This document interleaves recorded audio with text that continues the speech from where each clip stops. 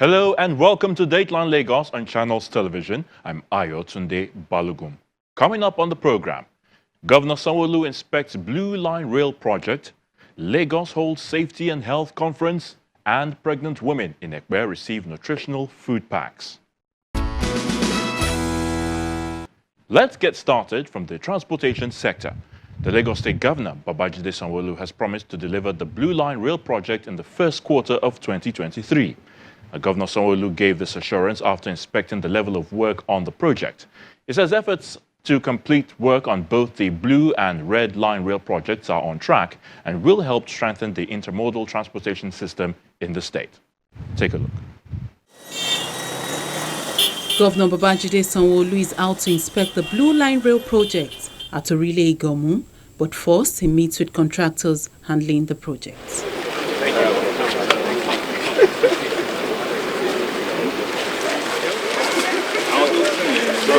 The inspection kicks off at the National Theatre Station with some cabinet members and officials of the Lagos Metropolitan Area Transport Authority. Starting with the test run of the Cowrie cards, which are already in use on the Bus Rapid Transit, Waterways Transportation, first and last mile buses. They would also be used for the rail mass transits.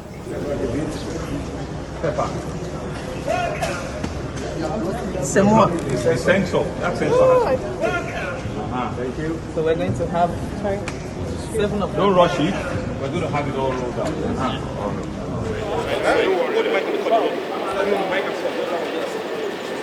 So you guys should wait. We're coming back.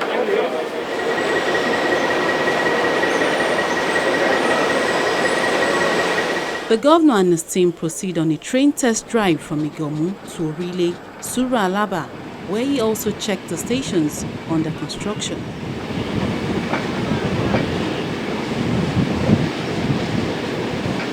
Driving through the Malto station, the governor is not pleased with the unlawful acts seen on the road.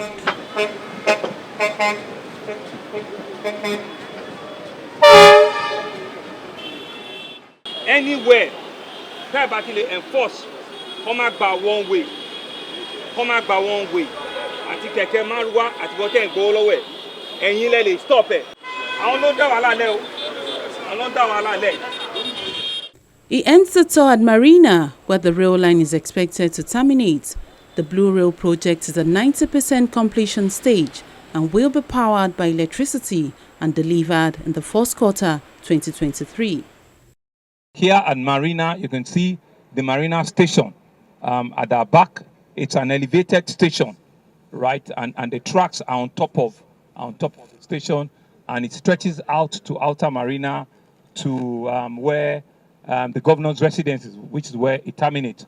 At the end of the station, you could see that the track was broken down into 2 bridges, a total of 3 tracks. And while we have to do a back track, is for parking of the train at the end of a train journey. So I've been told that we're almost about 90% at this station based on concrete works and the likes. And the next major activity that needs to happen on the Blue Line is what we call the third rail, right? The third rail is the power, right, that will now be activated on this rail track. The Blue Line, for emphasis, will be running what we call an EMU. It's going to be an electric motor vehicle. The trains are going to be running on electric, right? So they need to have power on the rail tracks. So that's why we're getting to a stage where there has to be a lot of advocacy. There has to be a lot of information, communication onto the citizens, especially where the track was on grid from from Orile Station up onto mile 2. You know that it was at grid level, meaning it was at ground level. And if you have a track at ground level, right, that is electric, you've seen that we've wired off all the alignment. But you see, a lot of our citizens that do not know, they've started breaking all of the rules that we've done. We will go back there and fix it.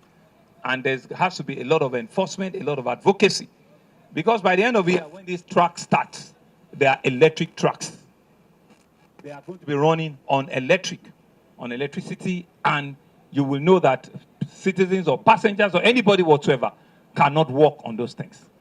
That's not all. The team inspect a new 4-coach train that will be used on the Blue Line. The state government is also making plans to bring in additional train coaches from China to increase the numbers available to kick off. The major aspect, apart from the Marina Station, is the sea crossing, which is from Outer Marina, from Eco Bridge, to join Outer Marina. You've seen that they are almost completed. As we speak, almost about how many?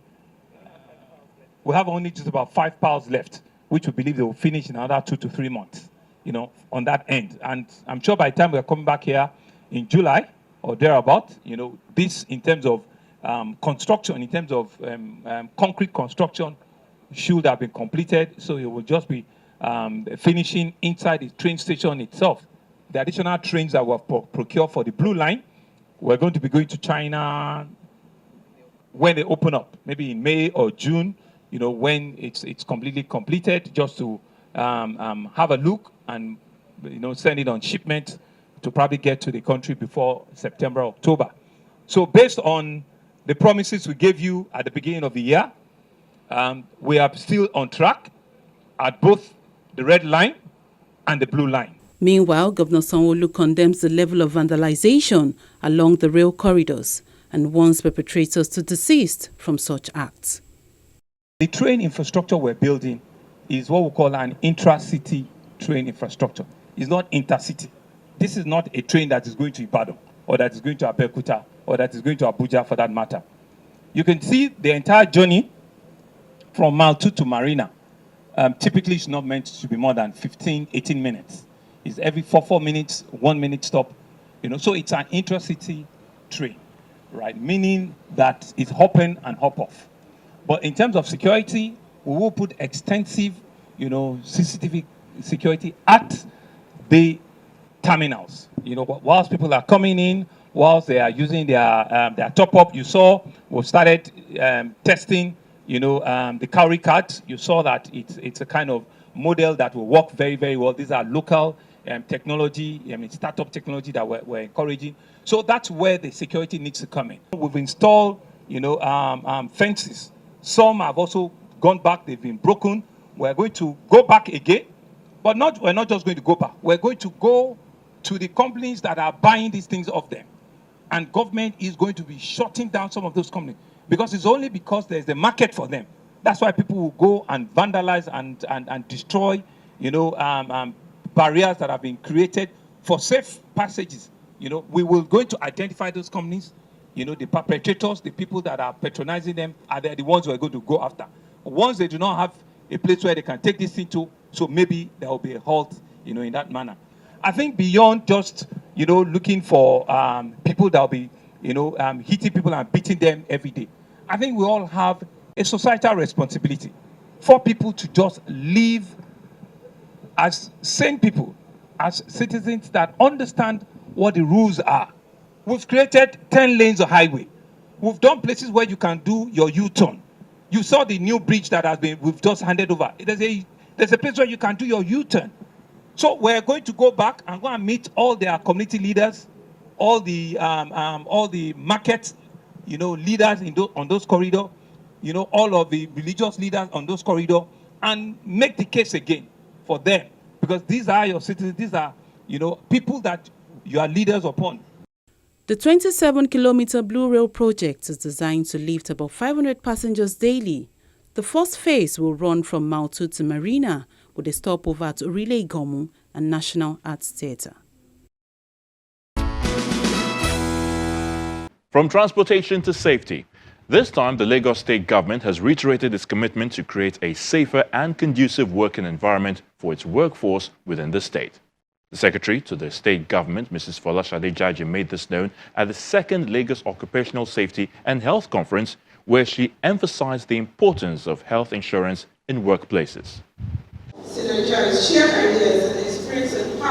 It's the second Lagos State Occupational Safety and Health Conference to mark 2022 World Safety Day. Safety and health culture The secretary to the state government, Folashade Jaji, top government officials from the Ministry of Health, Physical Planning and Urban Development, Special Duties and Intergovernmental Relations, as well as the Safety Commission, are gathered at the landmark event center, Victoria Island, to deliberate on how to improve safety and health culture in the workplace. Everyone needs to imbibe a safety culture to prevent accidents in our place of work, schools, and in public places. If safety is a joke, then death is the punchline. Don't be hasty when it comes to safety. Safety is more important than convenience. Broken tools can be replaced, but when you're gone, you can never be replaced. Safety at home, personal hygiene, food hygiene, kitchen hygiene, because we all know a spill, a slip, a hospital trip. Safety at school, it's vital to a child's development. When parents and teachers are teaching children on safety culture, they are saving the leaders of tomorrow. Yes, you are saving the leaders of tomorrow. Safety at work, employers need to have laid down rules for their workers to prevent pain and suffering, loss of life, of strife, loss of income, of struggle. The growing number of work-related accidents topped the agenda, and the Director General of the Safety Commission wants efforts put into curbing the COVID-19 pandemic to be sustained for a safer Lagos state. As we speak, across the world, 6,300 people die every day from workplace-related accidents.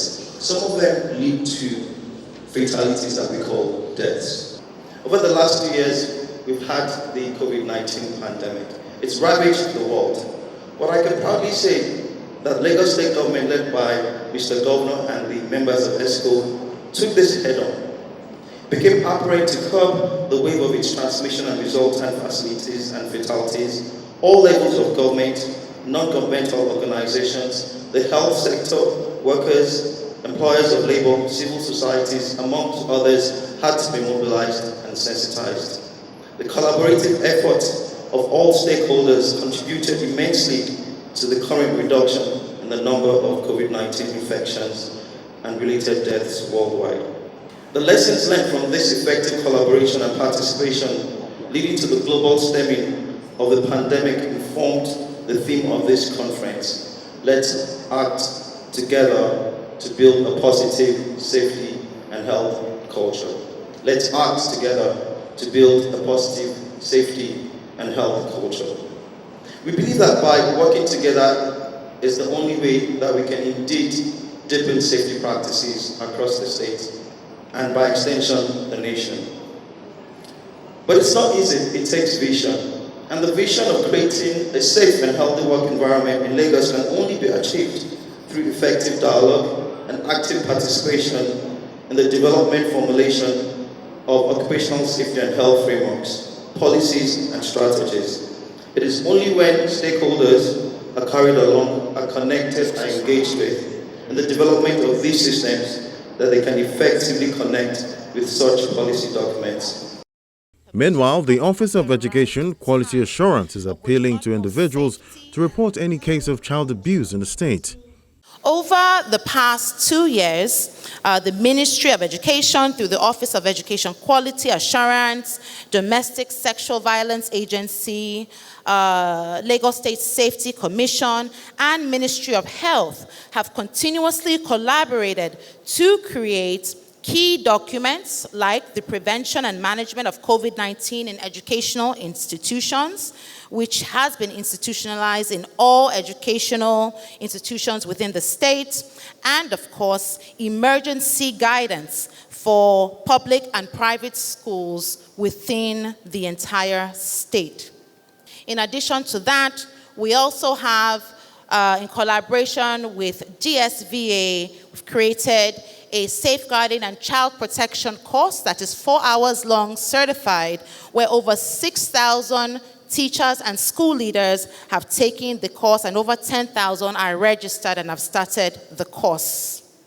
I use this opportunity to remind us all that under the safeguarding and child protection policy of Lagos State, which does have a multi-MDA approach, that every single person here, everyone has a mandated responsibility under law to serve as a mandated reporter for any suspected or confirmed cases of child abuse, which includes neglect.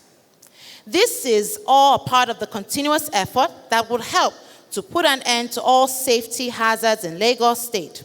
Secretary to the state government takes to the stage emphasizing the importance of safety measures at the workplace as she once again appeals to residents to key into the state health insurance scheme in case of emergencies.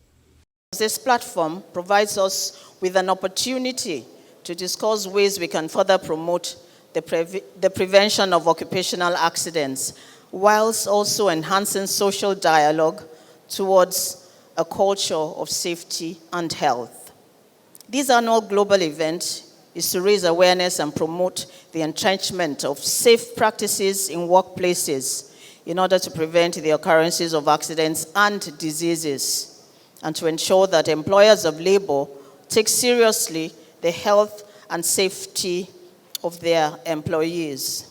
In Lagos, through the Lagos State Safety Commission, we're ensuring that every workplace observes standard global safety procedure, and employers of labor are severely punished when these procedures are compromised.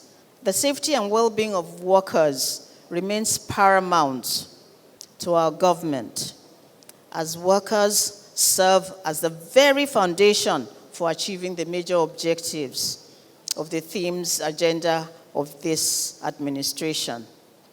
A working environment that is risk and hazard-free promotes efficiency, productivity, and stimulates economic growth and development to ultimately create the greater Lagos of our dreams. We will continue to ensure inclusion in the development and review of safety legislations, programs, policies, and regulatory frameworks.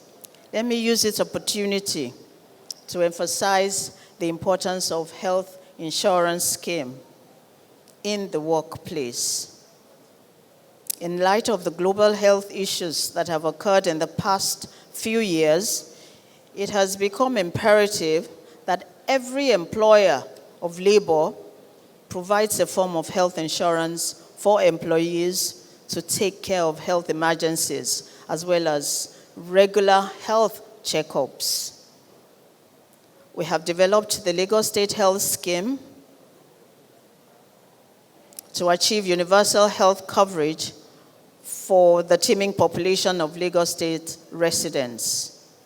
The good news is that the Lagos State Health Insurance Scheme is open to all residents and all employers of labor for the benefit of their employees, and not only for employees of the Lagos State government. As the campaign for workplace safety continues, so does the state government's assurances of maintaining global safety procedures across the state.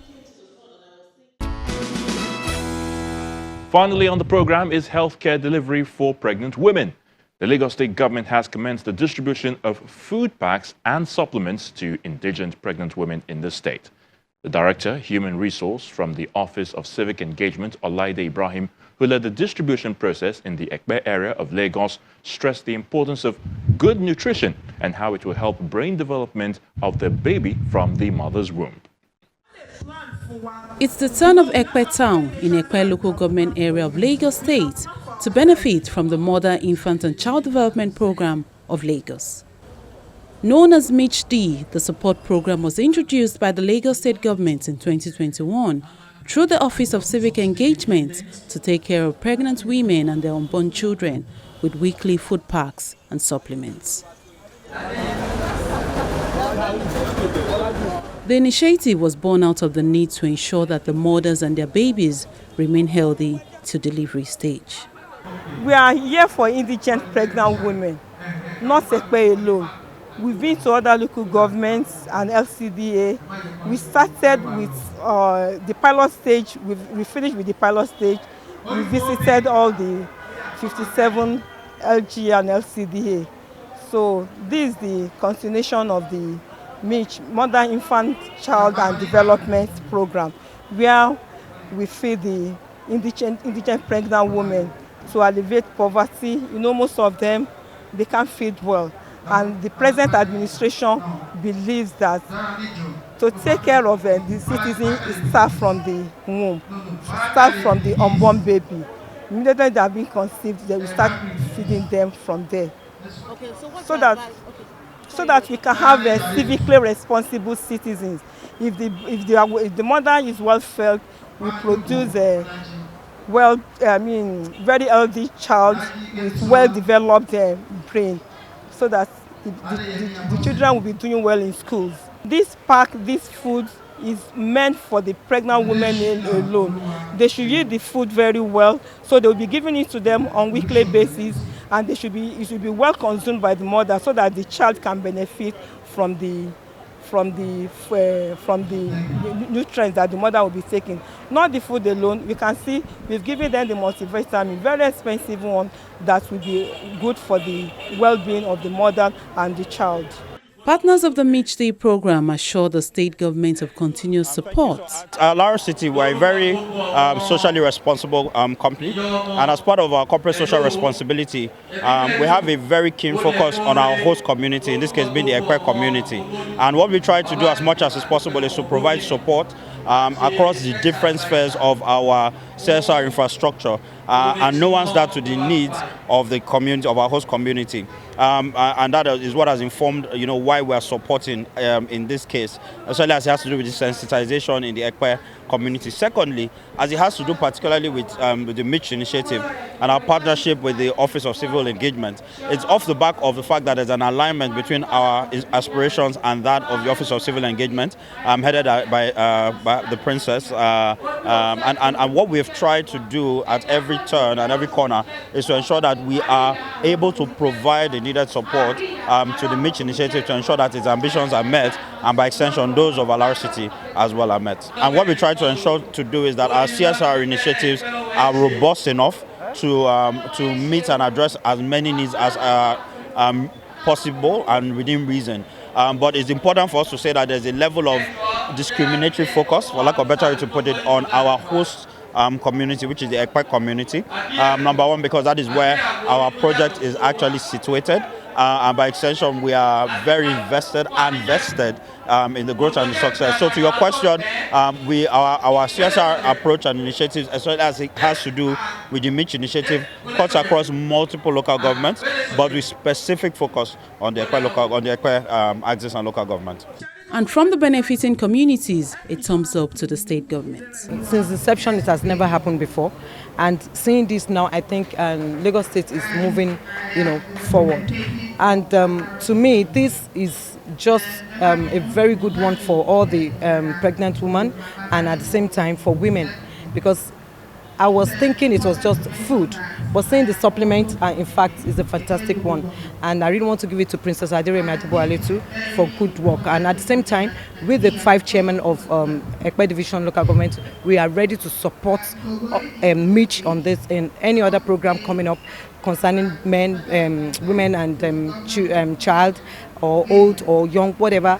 We are ready to support them in all the programs. And by still using this medium to say thank you, at least they remember us in the Ekpe Division here.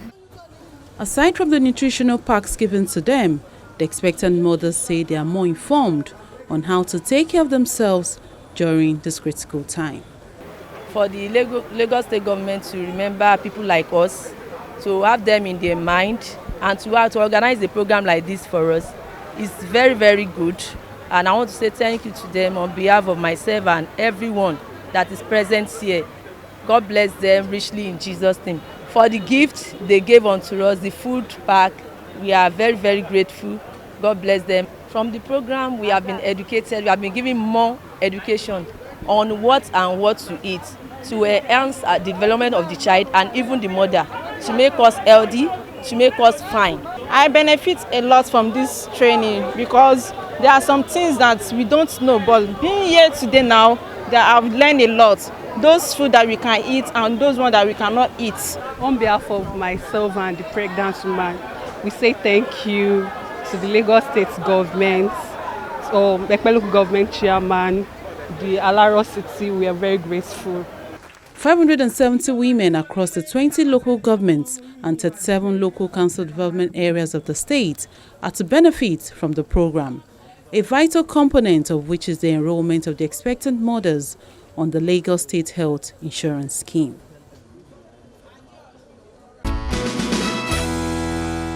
And this is where we call it today on the program Dateline Lagos. As always, thank you so much for watching. I'm Ayotunde Balogun. Until next time, please stay safe.